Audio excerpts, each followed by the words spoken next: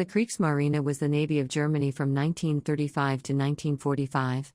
It superseded the Imperial German Navy of the German Empire, 1871 to 1918, and the interwar Reichsmarine, 1919 to 1935, of the Weimar Republic.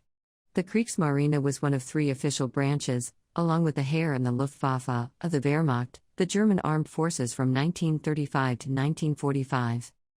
In violation of the Treaty of Versailles, the Kriegsmarine grew rapidly during German naval rearmament in the 1930s.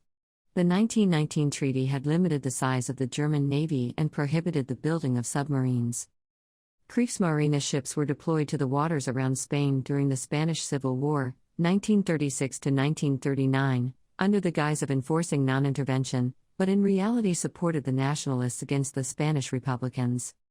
In January 1939, Plan C, a massive shipbuilding program, was ordered, calling for surface naval parity with the British Royal Navy by 1944. When World War II broke out in September 1939, Plan Z was shelved in favor of a crash-building program for submarines, U-boats, instead of capital surface warships, and land and air forces were given priority of strategic resources.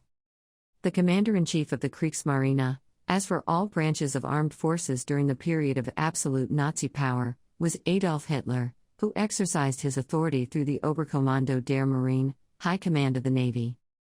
Among the Kriegsmarine's most significant ships were its U-boats, most of which were constructed after Plan Z was abandoned at the beginning of World War II.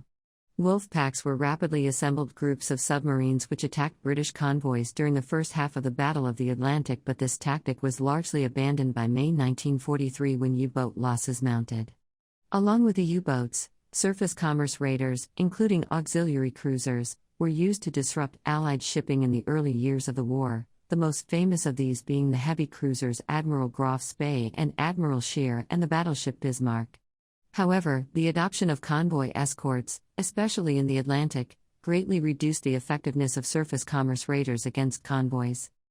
Following the end of World War II in 1945, the Kriegsmarine's remaining ships were divided up among the Allied powers and were used for various purposes including minesweeping. Some were loaded with superfluous chemical weapons and scuttled. World War II. The Kriegsmarine participated in the Battle of Westerplatte and the Battle of the Danzig Bay during the invasion of Poland. In 1939, major events for the Kriegsmarine were the sinking of the British aircraft carrier HMS Courageous and the British battleship HMS Royal Oak and the loss of the Admiral Graf Spee at the Battle of the River Plate. Submarine attacks on Britain's vital maritime supply routes, Battle of the Atlantic, started immediately at the outbreak of war, although they were hampered by the lack of well-placed ports from which to operate.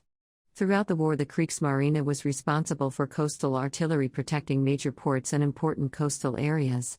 It also operated anti-aircraft batteries protecting major ports. In April 1940, the German Navy was heavily involved in the invasion of Norway, where it suffered significant losses, which included the heavy cruiser Blücher sunk by artillery and torpedoes from Norwegian shore batteries at the Oscarsborg fortress in the Oslo fjord. 10 destroyers were lost in the battles of Narvik, half of German destroyer strength at the time, and 2 light cruisers, the Königsberg, which was bombed and sunk by Royal Navy aircraft in Bergen, and the Karlsruhe, which was sunk off the coast of Kristiansand by a British submarine. The Kriegsmarine did in return sink some British warships during this campaign, including the aircraft carrier HMS Glorious. The losses in the Norwegian campaign left only a handful of undamaged heavy ships available for the planned, but never executed, invasion of the United Kingdom, Operation Sea Lion, in the summer of 1940. There were serious doubts that the invasion sea routes could have been protected against British naval interference. The fall of France and the conquest of Norway gave German submarines greatly improved access to British shipping routes in the Atlantic. At first, British convoys lacked escorts that were adequate either in numbers or equipment and, as a result, the submarines had much success for few losses. This period was dubbed the First Happy Time by the Germans. Italy entered the war in June 1940, and the Battle of the Mediterranean began. From September 1941 to May 1944, some 62 German submarines were transferred there, sneaking past the British naval base at Gibraltar.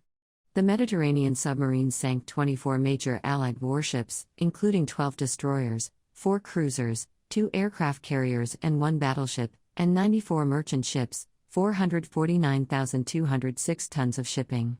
None of the Mediterranean submarines made it back to their home bases, as they were all either sunk in battle or scuttled by their crews at the end of the war. In 1941, one of the four modern German battleships, Bismarck, sank HMS Hood while breaking out into the Atlantic for commerce raiding. Bismarck was in turn hunted down by much superior British forces after being crippled by an air-launched torpedo. She was subsequently scuttled after being rendered a burning wreck by two British battleships. In November 1941, during the Battle of the Mediterranean, German submarine U-331 sank British battleship Barham, which had a magazine explosion and sank in minutes, with a loss of 862, or two-thirds of her crew. During 1941, the Kriegsmarine and the United States Navy became de facto belligerents, although war was not formally declared, leading to the sinking of the USS Reuben James. This course of events were the result of the American decision to support Britain with its Lend-Lease program and the subsequent decision to escort Lend-Lease convoys with American warships through the western part of the Atlantic. The Japanese attack on Pearl Harbor and the subsequent German declaration of war against the United States in December 1941 led to another phase of the Battle of the Atlantic. In Operation Drumbeat and subsequent operations until August 1942, a large number of Allied merchant ships were sunk by submarines off the American coast. The Americans had not prepared for submarine warfare, despite clear warnings. This was the so-called second happy time for the German Navy. The situation became so serious that military leaders feared for the whole Allied strategy. The vast American shipbuilding capabilities and naval forces were, however, now brought into the war and soon more than offset any losses inflicted by the German submariners. In 1942, the submarine warfare continued on all fronts, and when German forces in the Soviet Union reached the Black Sea, a few submarines were eventually transferred there. In February 1942, the three large warships stationed on the Atlantic coast at Brest were evacuated back to German ports for deployment to Norway. The ships had been repeatedly damaged by air attacks by the RAF, the supply ships to support Atlantic sorties had been destroyed by the Royal Navy, and Hitler now felt that Norway was the zone of destiny for these ships. The two battleships Scharnhorst and Gneisenau and the heavy cruiser Prince Eugene passed through the English Channel, on their way to Norway despite British efforts to stop them. Not since the Spanish Armada in 1588 had any warships in wartime done this. It was a tactical victory for the Kriegsmarine and a blow to British morale, but the withdrawal removed the possibility of attacking Allied convoys in the Atlantic with heavy surface ships. With the German attack on the Soviet Union in June 1941, Britain started to send Arctic convoys with military goods around Norway to support their new ally. In 1942, German forces began heavily attacking these convoys, mostly with bombers and U-boats. The big ships of the Kriegsmarine in Norway were seldom involved in these attacks, because of the inferiority of German radar technology, and because Hitler and the leadership of the Kriegsmarine feared losses of these precious ships. The most effective of these attacks was the near destruction of convoy PQ-17 in July 1942. Later in the war, German attacks on these convoys were mostly reduced to U-boat activities, and the mass of the Allied freighters reached their destination in Soviet ports. The Battle of the Barents Sea in December 1942 was an attempt by a German naval surface force to attack an Allied Arctic convoy. However, the advantage was not pressed home and they returned to base. There were serious implications. This failure infuriated Hitler, who nearly enforced a decision to scrap the surface fleet. Instead, resources were diverted to new U-boats, and the surface fleet became a lesser threat to the Allies.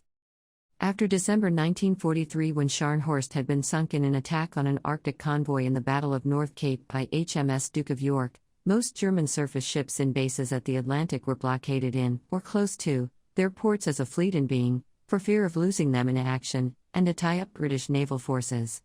The largest of these ships, the battleship Tirpitz, was stationed in Norway as a threat to Allied shipping and also as a defense against a potential Allied invasion. When she was sunk, after several attempts, by British bombers in November 1944, Operation Catechism, several British capital ships could be moved to the Far East.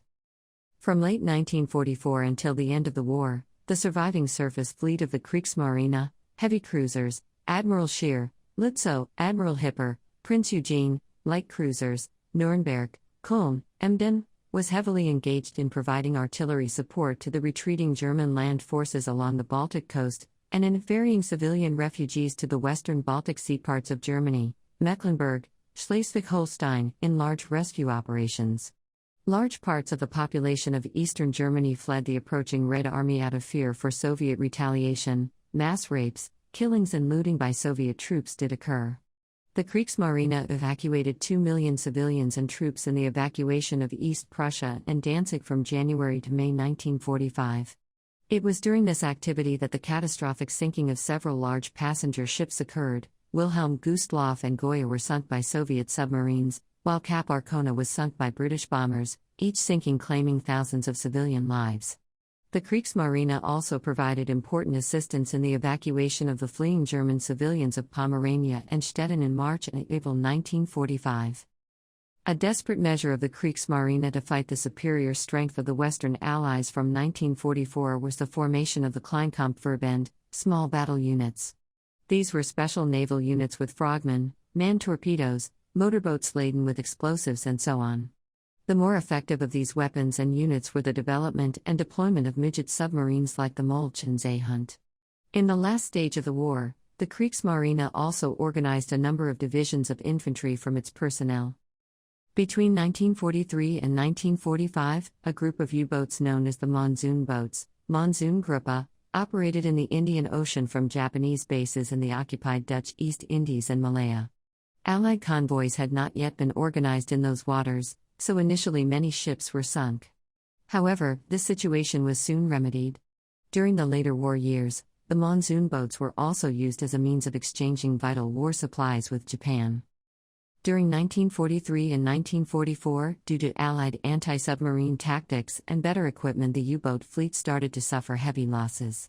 The turning point of the Battle of the Atlantic was during Black May in 1943, when the U-boat fleet started suffering heavy losses and the number of Allied ships sunk started to decrease.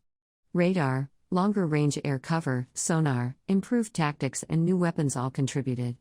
German technical developments, such as the Schnorkel, attempted to counter these. Near the end of the war, a small number of the new electro-boot U-boats, types 21 and 23, became operational, the first submarines designed to operate submerged at all times. The electro-boot had the potential to negate the Allied technological and tactical advantage, although they were deployed too late to see combat in the war.